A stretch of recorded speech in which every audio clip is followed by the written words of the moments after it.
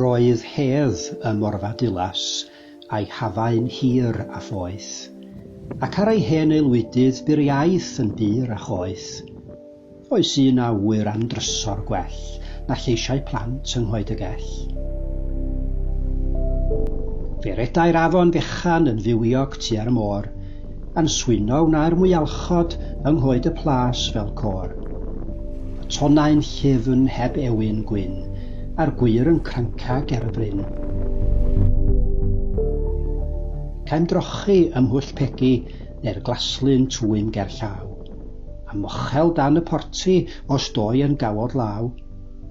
Caem dorri'n henwau ar y ddôr a lluchio cerrig llyfn i'r môr.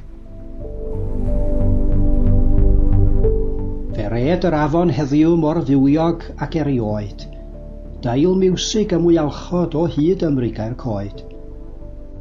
Ond daeth rhyw groes gyfnewid wynt a darfu'r hen arferion gynt. Does neb ar drwyn y cwmrwd yn cranca fel o'r blaen. Mae'r cwch o dan y storws yn sgerbwd bler di-raen. Ddaw neb i rodio'r llwyni cnau, mae drws Glanmorfa wedi cau.